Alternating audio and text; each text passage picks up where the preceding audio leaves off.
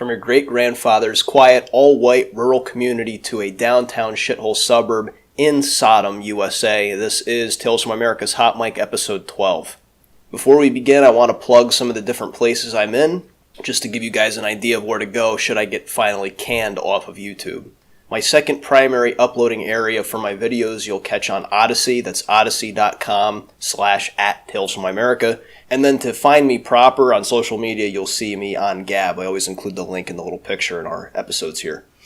Every day that passes, it seems to be the case that the white people who founded this country and the white brothers who moved over from Europe and the European diaspora to come settle America and build it into the economic industrial giant that it once was.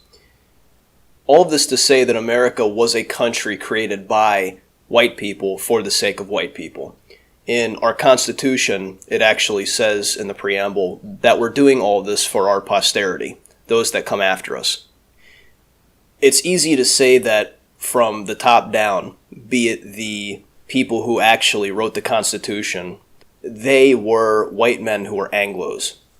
The men who ran the guilds and the men who ran the trades, the men who built the little communities back in colonial times were all white Anglos just as well. A lot of them also, too, were Germans. And in the first real emigration boom in the 1800s in America, many of these people that came over here were German, too. Their posterity were Anglos and Germans. You can stretch this a little bit further and say it was white people by and large, and that would be what we saw in the incoming European diaspora. There was a lot of fighting between the Protestant Anglos and the Catholic Italians and Irish that came after them too.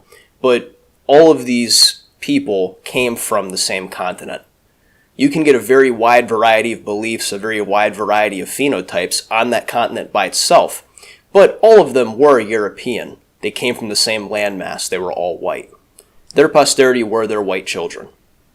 You already know all of this, but the reason why I say it is to give you context from what I'm about to follow up with, the next segment that's coming over. Despite the fact that this country was created by white people for the sake of their posterity, even written and enumerated in our preamble of our Constitution, the very founding document of our society, despite this, it seems that society itself has been manufactured, manicured, and designated, created for the specific special purpose of eliminating white people off of this landmass. And it's not just here on this landmass. This country itself, the borders that make up it, seem to be hell-bent on destroying white people abroad, both in Europe, even in South Africa, those that still remain. This country does everything possible to destroy white people across the globe. So if this is the case, that we're in a country that not just doesn't make us second-class citizens, makes us maybe 16th-class citizens, puts white Christians at the very bottom of the list, we're no longer the residents of this country. We're no longer members of the family that make up this household. We are outsiders, foreigners. If this country, if this household was once ours, it certainly is not the case any longer. Just like any other founding of a country in history, once the original population of people who had founded that country are displaced, and another country moves in, another tribe moves in, another nation takes over that area, are the people who were beaten going to complain and say, well, no, this is still our land, you're holding on to it, it's our land? The fact of the matter is, no matter how much they protest, they are now foreign residents of a different country, a different nation, a different tribe. They are beholden to outsiders once they have been conquered and taken over. The sooner they realize that they're no longer living under the roof that their fathers built, but rather they're at the mercy of a foreign enemy, a foreign combatant, a foreign belligerent, that's when they realize that if they don't have a shift in mentality and a shift in their mindset, they are not long for this world. What's common throughout history outside of European civilizations is when another nation takes over a foreign tribe, they do not have mercy to them. It is only among the European colonials that the original tribe in the land that they had taken over, that tribe remains in some way, shape, or form. This is not the case for other racial groups. However, European, African, Asian, whatever sense of empire you are living in, there is one thing in common. All of the aspects of the nation, of the country that the tribe who had won lives in and operates, those aspects bend and work to serve the tribe who had won. It is always at the expense of the conquered tribe, those that are living at the mercy of the foreigner, of those that are not their brother, their sister, father, or mother, or son, or daughter. America is famously called the Great Satan. I've used that term many times on Hot Mic before, and I've also in this episode called it New Sodom. That title of the Great Satan, or New Sodom, or Weimerica even, is very, very well deserved. And we're going to focus on the one term I used, New Sodom. This is not just to describe the sexual dysfunction we can see all around us. It's also to describe a mindset of those that run this country. The Sodomites then, in the time of the Bible, and the Sodomites now, who run our country in the lower offices, above them are those who had killed Christ. They have the same mindset, both then and now. They perform the same acts on children, the same acts on each other, as they did before. And what exactly do they do to those who are beholden to them? When they outnumber someone else, when they have their own tribe, what is their mindset? Those who actually control the direction and destiny of our borders, of our country, not our tribe and not our nation, but the borders that our tribe, the white tribe, finds itself in. One of the interesting things about the tribe that controls our borders and our country is that they have a very extreme overlap in mindset with the Sodomite. When you look at the history of how Jews have operated in society, particularly that of in the Weimar Republic, they have always created philosophies which favor sodomy. They themselves are very often convicted in this particular act. Even when you look among the rates of child molestation in religious communities, though the Jews are both a religious and an ethnic community simultaneously, you'll actually notice that the rates of child molestation between Catholic priests and Jewish rabbis, it is something like 7 times higher among rabbis than Catholic priests. All of this to say that the ideologies and mindsets between these two groups of people, that of the Jews and the Sodomite, has significant overlap. And if you can study something about the Sodomite, it can reveal something about the Jews. It's been said before that the Sodomite is very megalomaniacal. He is self-obsessed, narcissistic. You can see this all the time.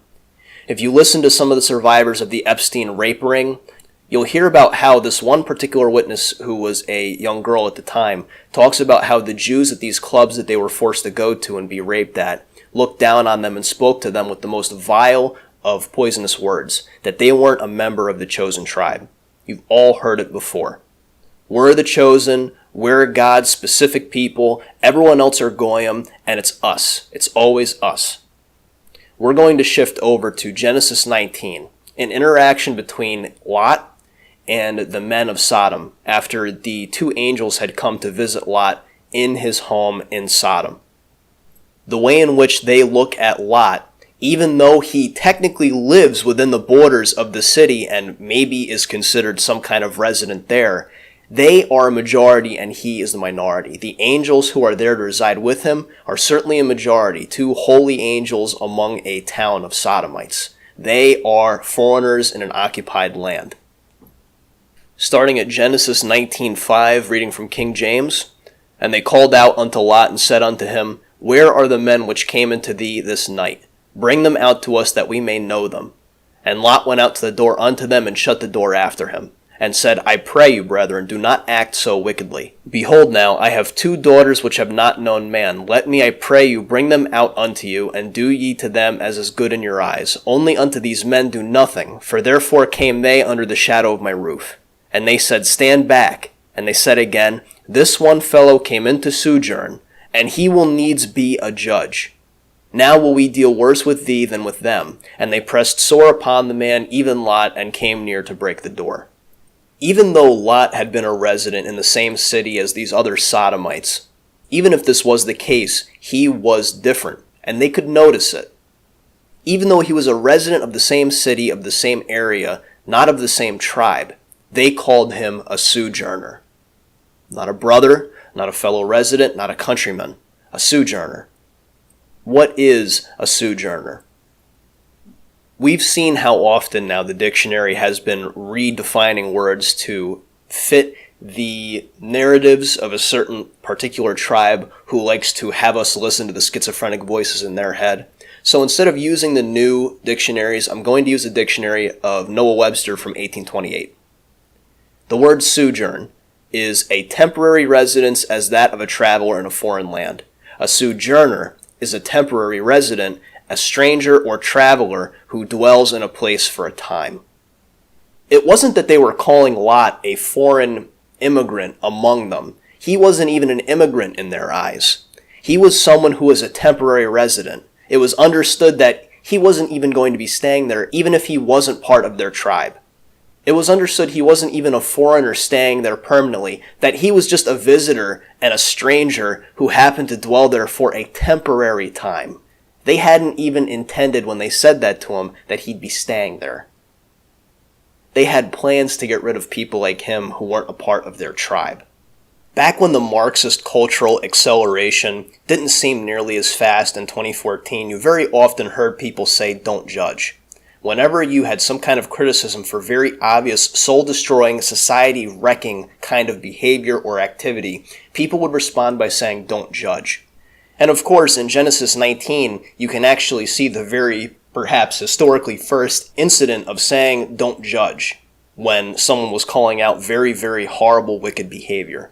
The Sodomites had responded a lot when he told them, "Don't rape two angels." They responded with, "Don't judge us."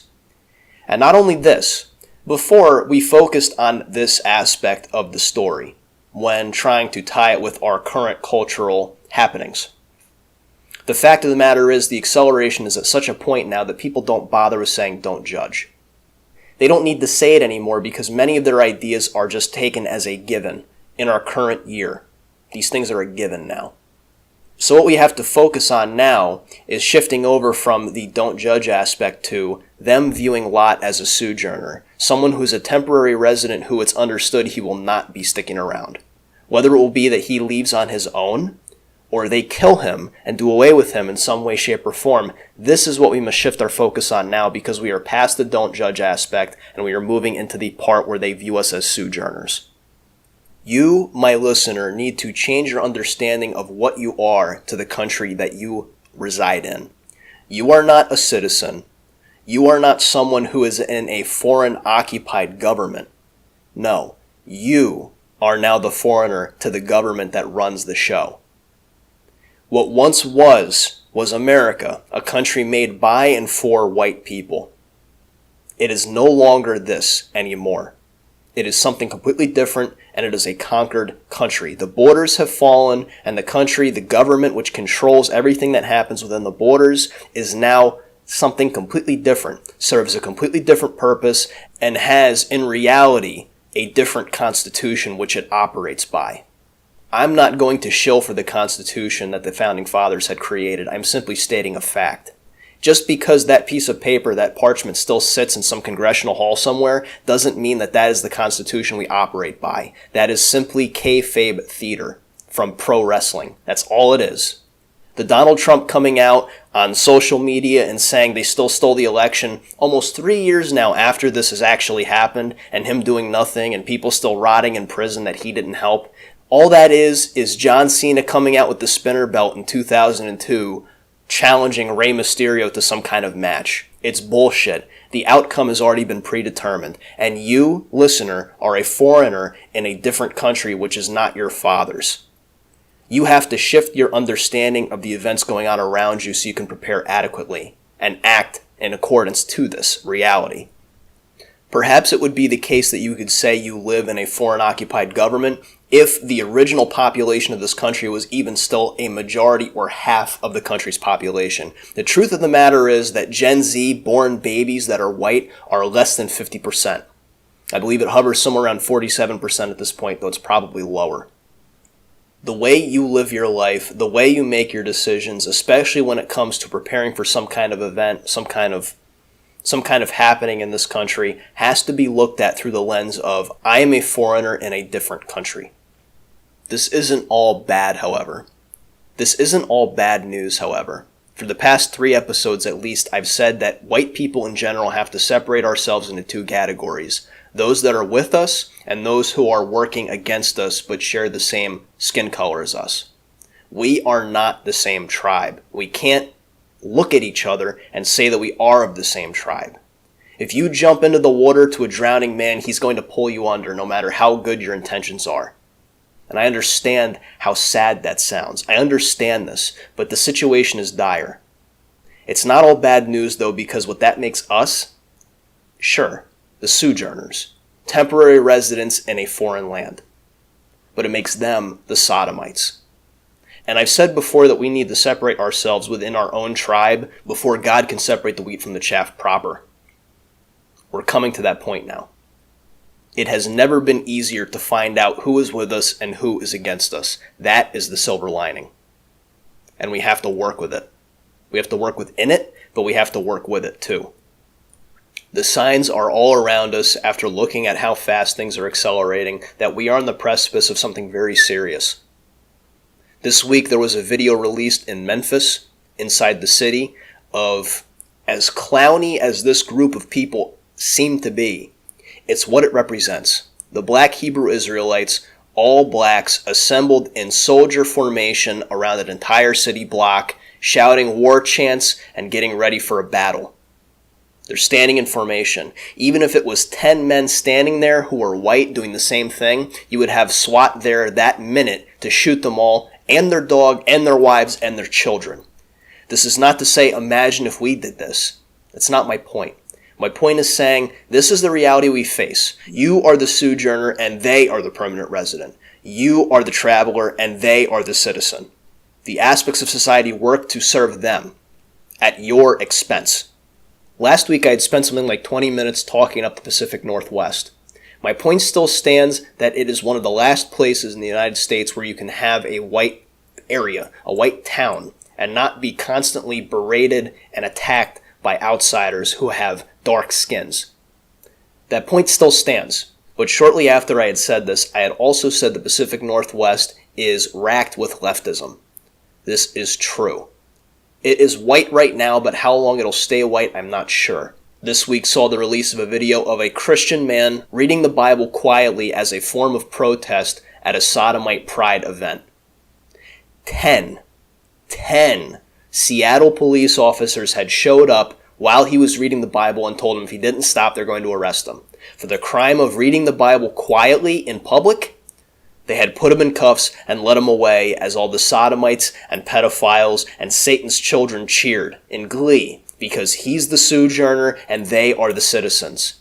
The police, who were all white, who weren't wearing rainbow colors, sure, but are sodomites in heart and in zeitgeist and in mind and in spirit, led him away from the event. If the goal is the elimination of all things white and all things Christian, anything that is pro-white and pro-Christian is the sojourner, the temporary resident who is meant to be dealt away with, and everything who is anti-white and anti-Christian will be the citizen, that which the police are made to serve. And everybody who stays there and acts against their brothers who are both in Christ and brothers in racial blood and kin, those who work against them are the citizens, are the sodomites. They are not your tribe. And you can't confuse this. You must separate the wheat from the chaff personally before God can do it himself. In the news archive I run to keep track of events happening in this country, I'm running into a problem recently. That problem is that things are accelerating so quickly there are no exceptional and extraordinary and out of the ordinary articles and happenings in this country that I feel the need I need to archive. I am missing events and I am not archiving them because I think they're normal at this point. Living in the conditions of this country has made me so desensitized to the extraordinary things that happen here every day, just how satanic they are, that I am not archiving things I ought to. This is not the same country that your fathers lived in or your grandfathers lived in. One that was made for their children. They sold us down the river, sure, but it's not the same country as when they grew up. Everything that we use, everything that we see is put through the lens of a foreign nation. When we use a search engine on Google, or when we use a search engine in Bing, or when we use a search engine anywhere, the results are slanted to a specific direction. News articles are perfectly manicured to show a specific narrative. The Google Doodles that our eyes are seeing as we're trying to do some kind of stupid search on something totally different than what is shown in the doodle has to always bend, prostrate, and show some kind of honor to some bullshit that is anti-white and anti-Christian. Everything, whether it's on TV and television or our children's media that they see because we're not paying attention, it is made to be anti-white, anti-Christian, pro-foreigner, pro-destruction of the white man, and pro-Jew. Those that are the enemies of Christ, the synagogue of Satan, his children and his offspring. You are the sojourner and they are the citizen. This is not your country. You are not in a foreign occupied government. You are a foreigner in a different tribe's borders. What is incredible to me is, as something I wrote on Gab earlier, the white man is living the blood curse that was meant for the Jews. Through the sheer obedience to Satan that the boomers had given, we had somehow transferred the blood curse of the Jews onto ourselves. That's not to say that they still don't suffer from the effects of killing Jesus Christ. They still do. But somehow, the curse that was meant for them has also been extrapolated onto us. Their punishment was to have no homeland and to be forced to live at the mercy of foreigners, the mercy of other people as they lived as a diaspora among the different nations of the earth. Our parents fucked up so bad and turned from Christ so far that we are living the same punishment. The Jews were to be at the total mercy of the foreign tribe that occupied over them. And if they got wiped out, God no longer cared. They weren't his people and they murdered his son. And yet here we are now, facing the very real possibility of extinction, living as foreigners in our own nations. Perhaps the only exception being some areas of Eastern Europe. But for Western Europe, for the Mediterranean, for America, we are living as foreigners in a foreign nation, among a foreign tribe who hates us, who wants to destroy us. Certainly the Jews were living Deuteronomy 28 and the punishments for not listening to God. Certainly. But now we are doing the same too. And in a twisted sense of fate, we are beholden to them. In Deuteronomy 28:32, God told the Hebrews that one of the punishments they would face for not listening to him would be that thy sons and thy daughters shall be given unto another people. Thine eyes shall look and fail with longing all day long, and there will be no might in thy hand to help you. And in the ultimate twist, that we had served him for so long and turned away with such ferocity towards the devil, worshiping his children, the synagogue of Satan, that we find ourselves beholden to them. Of all tribes on earth, we are beholden to Jesus Christ's killers as a punishment from turning away from him. Listener, you are the sojourner. You are not the citizen in this country. This country was made to destroy you and to destroy your people. You need to turn your lens and your worldview into this and start living in accordance to that mindset. If you don't make inroads with your own people, if you don't start making connections and friends and start to rekindle relationships with your family who are receptive to these messages, you will be squashed utterly when the citizens say, hey, the sojourner is meant to be here temporarily and it's time for him to go. They're crying it out in the open, for God's sakes. They want to destroy you and destroy your bloodline. If you don't start banding together, then when they start coming around with their black Hebrew Israelite armies to necklace whoever is still white and still a foreigner in their land, you will be crushed utterly and no one will be there to lend a hand to help you. Get out of the cities, get out of the suburbs that are already overrun, and come home. Make inroads now, even if you're not home yet, and have the mindset that you need to protect yourself because you're in a hostile area, hostile borders, and beholden to a hostile tribe that isn't your own.